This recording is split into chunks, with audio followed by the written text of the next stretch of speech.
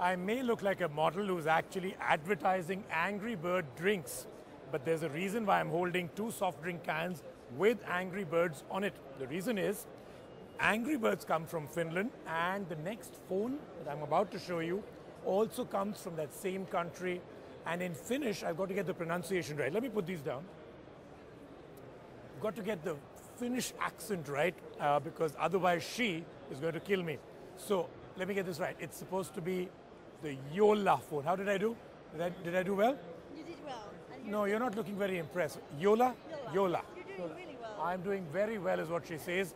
And this phone has an awesome story. So Nokia at one time was going with MeeGo as their next big smartphone operating system. And suddenly they abandoned that and they move on to Windows. And MeeGo got thrown out. And all the people who were really in charge of MeeGo, very passionate people, also left the company. And what did they do? They came up with their own phone, their own operating system, and they called it Jolla, which is like sailfish or a boat, something like that. I mean, that's what the thing really is, that you fly away or sail away. That's what it really means. And why do I say that this is a very interesting operating system? Because look at it this way. Everything that's open out here, and all the icons, then you move further in, and then I can go in this way. It does a lot of very interesting things, which I believe are very intuitive. So let's take a look at the Jolla phone, the operating system, and the phone itself. Time to get introduced to the Rebel phone, a phone that packs in some serious innovation in both its software and hardware, the Jolla phone. Let's start with the hardware first. There's a ridge along the side of the phone that splits it into two. The phone is actually formed with two halves with interchangeable back plates.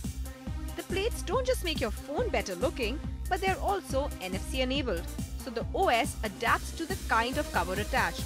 For instance, the Angry Birds backplate gave the UI Angry Birds ambience, including ringtones and custom themes. Now moving on to the software.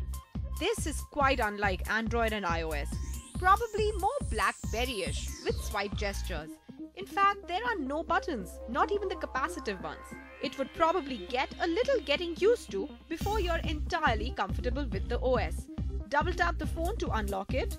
Now for easy multitasking, the phone has multiple screens open simultaneously. You can expand the one you want to work on, and again with a gentle swipe, go back to the previous page. Your thumb becomes the home button, and depending on the direction you swipe, a different function opens up.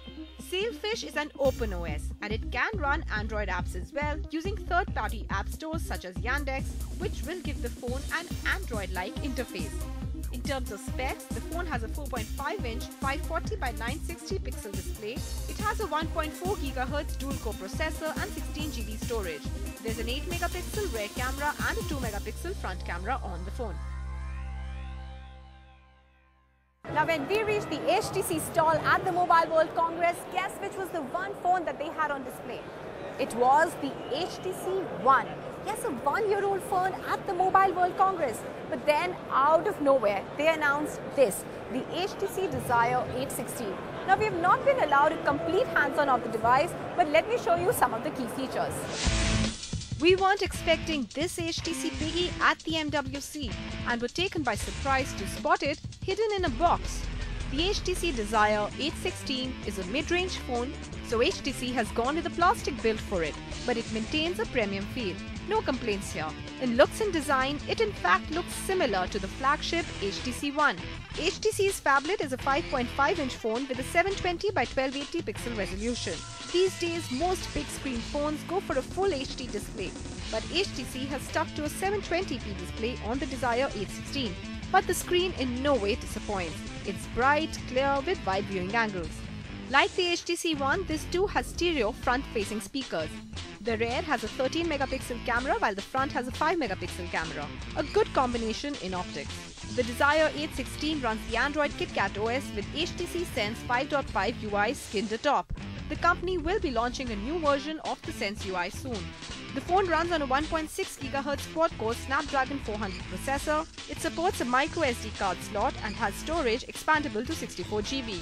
This is also the first HTC phone to support a nano SIM, so iPhone users, you may have an Android alternative. Now, amidst a lot of excitement, ZTE has launched the Grand Memo II. It's a 6-inch phone. Now, ZTE is not as popular in India, but this phone packs in some great innovation in terms of the camera optics and even the interface. Let's take a closer look. ZTE made a big announcement for a big phone at the MWC, the Grand Memo II. It justified the name of the phone by launching it in grand style following a scintillating salsa performance. To many, the 5.7-incher original Grand Memo seemed too big. This one goes a step further and a few centimeters bigger. The ZTE Grand Memo II is a 6-inch phablet with a 720p HD display with 245 ppi. Slightly larger than normal, the phone packs in some features similar to the Galaxy Note, but it does not include a stylus. The phone is wrapped in a thin plastic body as thin as 7.2 millimeters. It has very narrow bezels, giving you more screen space on the phone. The back has a textured matte finish that gives a good grip while holding the phone. At the back, there's a 13-megapixel camera. It brings in several settings, including an interesting expert mode that pops up a leveler to balance out pictures well. There's a 5-megapixel front camera as well. It runs on the Android KitKat OS using a quad-core chipset. It has been layered with the new My Favor 2.3 UI that brings in a few tweaks. For instance, you can resize the dialer of the phone to a smaller screen within the phone, easy for one-hand use. To help further, there's also the My Pop feature that displays a set of icons as required for easy and quick access. While selecting the wallpaper, the background can be blurred to different degrees, though some add-ons and even the appearance of the icons seem a little childlike. The phone has 3200 mAh battery, 2GB RAM and 16GB internal memory.